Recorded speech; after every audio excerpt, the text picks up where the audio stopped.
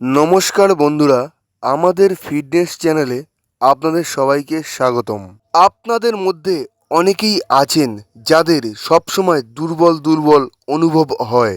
অল্প একটু পরিশ্রম করলেই দুর্বল হয়ে যান, ক্লান্ত হয়ে যান এবং শ্বাসকষ্ট হয়। আজকের ভিডিওয় আমি আপনাদেরকে বলবো এই ধরনের দুর্বলতার কারণ কি এবং এর সমাধান কি। বন্ধুরা দেখুন, আমাদের শরীর একটা যন্ত্রচালিত গাড়ির মতো। যেমন একটা ইঞ্জিনের গাড়িতে জ্বালানি দিয়ে এনার্জি উৎপন্ন করা হয়, আর এই এনার্জির মাধ্যমে গাড়ি এক জায়গা থেকে অন্য জায়গা যাওয়া আসা করে। তেমনি আমাদের শরীরে মেটাবলিজমের মাধ্যমে এনার্জি উৎপন্ন হয় এবং এই এনার্জির মাধ্যমেই শরীর নিজেকে চালনা করে।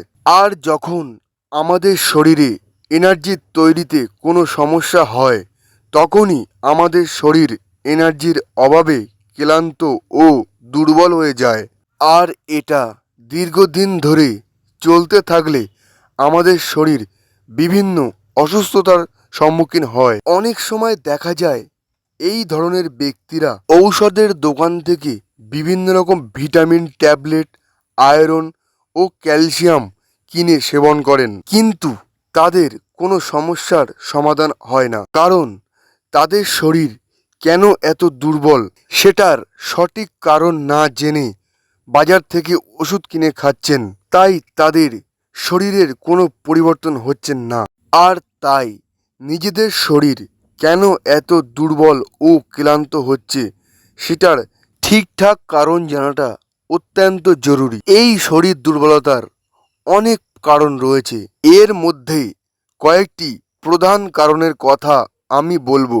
এই শরীর দুর্বলতার প্রধান কারণের মধ্যে একটি কারণ হলো আপনার রক্তে হিমোগ্লোবিনের পরিমাণ কমে যাওয়া, যেটাকে অ্যানিমিয়া বলা হয়। অ্যানিমিয়া বা রক্তাল্পতার সমস্যা পুরুষদের তুলনায় নারীদের শরীরে বেশি দেখা যায়। আজ যাদের শরীরে অ্যানিমিয়া বা রক্তাল্পতার সমস্যা রয়েছে, তারা স্বাভাবিকভাবেই খুবই দুর্বল ও ক্লান্ত থাকেন। কারণ আমরা পরিবেশ থেকে যে অক্সিজেন গ্রহণ করি সেটা রক্তে থাকা হিমোগ্লোবিনের মাধ্যমে আমাদের শরীরের সমস্ত কোষে বা সেলে গিয়ে পৌঁছায়। আর কোষে যে এনার্জি তৈরি হয় তার প্রধান উপাদান এই অক্সিজেন। আর সেই জন্য যদি আমাদের রক্তে হিমোগ্লোবিনের পরিমাণ কম থাকে, তাহলে আমাদের শরীরের প্রতিটা কোষে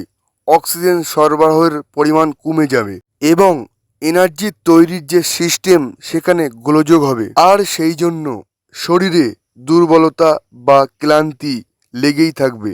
শরীর দুর্বলতার দ্বিতীয় কারণটি হলো থাইরয়েড।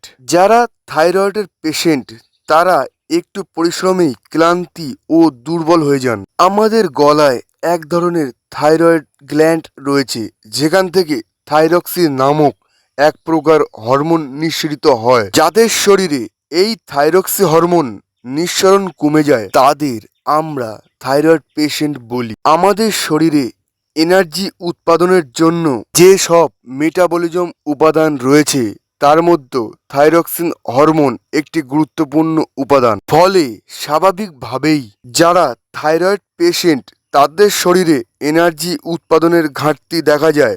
এই কারণে যারা থাইরয়েড পেশেন্ট রয়েছেন তারা একটু পরিশ্রম করলেই দুর্বল ও ক্লান্ত হয়ে যান।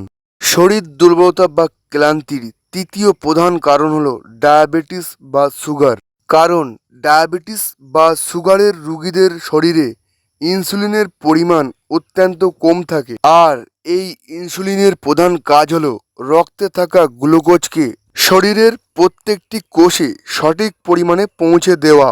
এই গ্লুকোজ শরীরের শক্তি উৎপাদনের একটি গুরুত্বপূর্ণ উপাদান। আর তাই সুগার বা ডায়াবেটিস পেশেন্টদের শরীরে মেটাবলিজমের ঘাটতি দেখা যায়। এই জন্য সুগার বা ডায়াবেটিস পেশেন্টরা একটুতেই দুর্বল ও ক্লান্ত হয়ে ওঠেন। শরীর দুর্বলতার চতুর্থ কারণ হলো লো ব্লাড প্রেশার। যাদের শরীরে লো ব্লাড প্রেশারের সমস্যা রয়েছে তারাও দুর্বলতা ও ক্লান্তির শিকার হন। কারণ আমরা যে খাবার খাই তার পুষ্টিগুণ, ভিটামিন, আয়রন, প্রোটিন রক্তের মাধ্যমেই আমাদের শরীরের সমস্ত কোষে গিয়ে পৌঁছায়। আর তাই যাদের লো ব্লাড প্রেশার আছে তাদের খাদ্যের পুষ্টিগুণ রক্তের মাধ্যমে পরিমাণ মতো কোষে পৌঁছাতে পারে না, ফলে স্বাভাবিকভাবেই তাদের শরীর ক্লান্ত ও দুর্বল হয়ে ওঠে। শরীর দুর্বলতার 5 নম্বর কারণ হলো শরীরে ক্যালসিয়াম ও ভিটামিন ডি এর ঘাটতি। ভিটামিন ডি ও ক্যালসিয়াম আমাদের হাড় ও পেশি মজবুত করে। তাই যাদের শরীরে ভিটামিন ও ক্যালসিয়ামের ঘাটতি রয়েছে তাদের শরীর ক্লান্ত ও দুর্বল হয়ে পড়ে। এই প্রধান কয়েকটি কারণে আমাদের শরীর দুর্বলতা বা ক্লান্তির শিকার হয়। এবার বলবো নিজের শরীরকে কিভাবে দুর্বল ও ক্লান্তি মুক্ত বানাবেন। যদি আপনার শরীরে হিমোগ্লোবিনের অভাব থাকে তাহলে আপনাকে আয়রন জাতীয় খাদ্য বেশি করে সেবন করতে হবে, যেমন কলা, বেদানা, আঙুর, সজনে পাতা, সবুজ শাকসবজি ও ডুমুর। এছাড়াও সামুদ্রিক মাছ আপনি খেতে পারেন। আর যদি থাইরয়েডের কারণে আপনার শরীর দুর্বল বা ক্লান্ত হয়ে যায় তাহলে প্রতিদিন একটা করে পেয়ারা চিবিয়ে রস খান এবং বেশি করে সবুজ শাকসবজি সেবন করুন। আর যদি আপনার ডায়াবেটিস বা সুগারের সমস্যা থাকে তাহলে আপনার শরীরের গ্লুকোজ কমাতে হবে। এর জন্য ব্যায়াম করুন, সকালে উঠে মর্নিং ওয়াক করুন, বেশি করে সাইকেল চালান, সঠিক ডায়েট করুন, কার্বোহাইড্রেট জাতীয় খাদ্য খাবেন না, প্রোটিন জাতীয় খাদ্য সেবন করুন। আর যাদের লো ব্লাড প্রেশার আছে তারা বেশি করে সিদ্ধ ডিম, প্রোটিন ও ডাবের জল, ওআরএস জল সেবন করুন। এছাড়াও রোজ 2 থেকে 3টি খেজুর ও উষ্ণ গরম দুধ পান করতে পারেন। আর যারা ক্যালসিয়াম ও ভিটামিন ডি এর অভাবে ভুগছেন তারা প্রতিদিন সবুজ শাকসবজি ও ক্যালসিয়াম জাতীয় খাদ্য খাবেন। বেশি করে সামুদ্রিক মাছ খাবেন। প্রতিদিন সকালে 30 মিনিট করে সূর্যরশ্মি গায়ে লাগান। এগুলো সাধারণত শরীর দুর্বল বা ক্লান্তি ভাবের ঘরোয়া চিকিৎসা। প্রতি সমস্যার জন্য আপনি অবশ্যই চিকিৎসকের পরামর্শ নেবেন। আর যদি এই ভিডিওটা আপনার ভালো লাগে তাহলে ছোট্ট একটা লাইক দিয়ে চ্যানেলটি সাবস্ক্রাইব করে দিন। ধন্যবাদ সঙ্গে থাকার জন্য।